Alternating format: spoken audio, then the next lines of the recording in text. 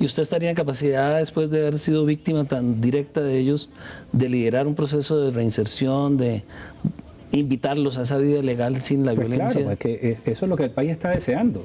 El país está deseando que cese esa violencia y que podamos construir unos escenarios positivos, unos escenarios de crecimiento, unos escenarios de cooperación y no de confrontación. Es que nosotros los colombianos nos metimos en un mundo de confrontación y creemos que todo se hace a base de peleas. Y yo creo que la sociedad que tenemos que construir es una sociedad que se construye más sobre la cooperación que sobre la confrontación. Y que el debate es bueno, sí, el debate es saludable, pero es mucho mejor el diálogo, es mucho mejor construir entre todos las soluciones que requerimos y no estar en esa confrontación, en esa exaltación de lo negativo, en esa exaltación de la venganza, en ese quítate tú para ponerme yo. No, yo creo que hay que mirar el mundo no con esa sensación de que las cosas son escasas y no nos van a alcanzar. No, el mundo es un escenario de abundancia. Aquí cabemos todos en la medida en que todos pongamos y en la medida en que, creo yo, nos focalicemos más en nuestros deberes que en nuestros derechos. Yo pensé mucho, por ejemplo, mientras estaba secuestrado, en sociedades que han avanzado y en otras sociedades que no avanzan. Y me impactó cuando como canciller visité Japón, por ejemplo, y Corea. Son sociedades donde la gente se da mucho más, donde el concepto social se basa más en el cumplimiento del deber que en estar exigiendo los derechos. Y cuando la gente habla de derecho, pone por delante el derecho del otro antes que el derecho propio. Y eso es lo que construye una sociedad pujante y una sociedad que se puede desarrollar. Hacia allá es que pues, hay que impulsar a Colombia. ¿Y considera que hubo alguna falla en el Estado, en las instituciones colombianas que han permitido que estos grupos, al margen de la ley, permanezcan y sigan batallando? ¿Ha faltado inversión social? ¿Ha faltado reforma agraria? ¿Ha faltado algo para que Colombia en eso sea distinta? A ver, yo creo que la paz se construye sobre el ejercicio de la autoridad, ¿sí? Es decir, yo no caigo en el campo en que los problemas de violencia en Colombia son productos de la inequidad. No, inequidad e injusticia existen en muchas partes. Sin embargo, eso no tiene que generar ese ¿Cuál es la diferencia para que en Colombia haya inequidad y violencia? Esencialmente que durante muchos años fuimos muy permisivos con los fenómenos de la violencia, y que Colombia fue utilizado como un campo de experimentación de lo que era la Guerra Fría, y aquí se financiaron todos esos grupos violentos por parte del comunismo internacional, y eso cogió mucha fuerza y fuimos muy permisivos, porque vivíamos en una sociedad en donde el concepto era de la libertad, de que el orden era contrario a la libertad personal. Y ya los colombianos aprendimos que no, que el orden es un elemento esencial precisamente para poder desarrollar las libertades individuales. Pero Brasil, Venezuela, Uruguay, Chile, Perú, Ecuador, Nicaragua, El Salvador, todos tuvieron movimientos guerrilleros, Guatemala, y todos se disolvieron menos el colombiano. Bueno, porque el colombiano, cuando llegó el momento de disolverse, encontró en el narcotráfico una enorme fuente de financiación para sostenerse, y entonces se volvieron autistas y no reconocieron ya ninguna autoridad o ninguna orientación distinta a sus propias creencias internas, y se sintieron supremamente capaces, cuando todos conocemos que el proceso de formación humanista o de formación política de los violentos en Colombia es muy escasa.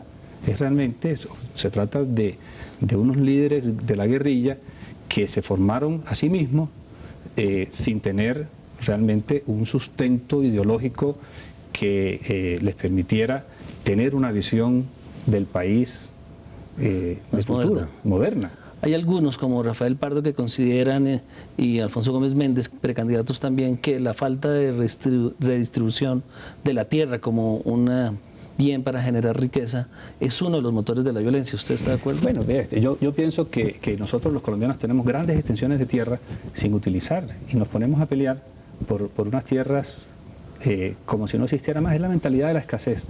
Yo creo que para sacar el país adelante tenemos, por supuesto, que incluir en nuestros modelos de desarrollo nuevos elementos, ¿sí?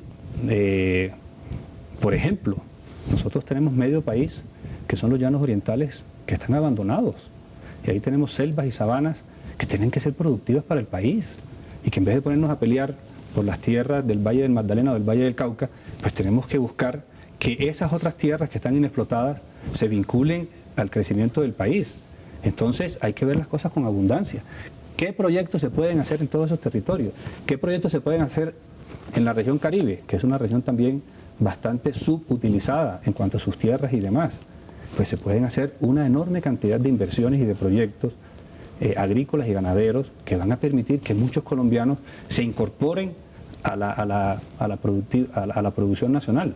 Eso le sustraería guerrilleros potenciales a los violentos o paramilitares potenciales a los violentos. No solamente eso, sino que podemos involucrarnos en una sociedad de bienestar en lugar de seguir en estos conceptos de la sociedad de la pobreza y del subdesarrollo, que es lo importante para el país. Tenemos que mirar más allá de la violencia, tenemos que mirar más allá del narcotráfico, tenemos que ser capaces de visionar y de imaginar un país en crecimiento, un país positivo.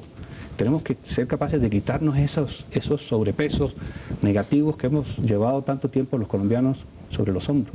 Y un país que se enfrenta a un contexto internacional de mucho cambio, países con tendencia social alrededor, Venezuela, Brasil, Argentina, Panamá, países con gobiernos muy cercanos a inversiones sociales más grandes, y Colombia sigue en una línea un poquito más conservadora, de menor inversión social, de más autoridad, institucionalidad, y pareciera que en Europa y en Estados Unidos se le reclama eso al país, una mayor política social. Usted como canciller... Yo creo que no son contrapuestos los dos conceptos, yo creo que inclusive son complementarios y son necesarios. Es decir, para poder desarrollar una política social necesitamos un país tranquilo, en paz, un país seguro para todos los colombianos. Con instituciones sólidas. Con instituciones sólidas, y tenemos que trabajar en la línea de darle más solidez a nuestras instituciones.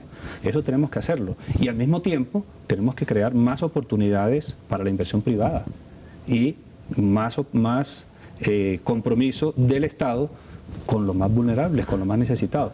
No son contraproducentes. Aquí quizás los principios importantes que hay que defender son los principios de la democracia, son los principios de la seguridad, son los principios del fortalecimiento institucional, son los principios de la justicia eficaz, efectiva, ¿sí? Que derrotemos la impunidad, que derrotemos la corrupción.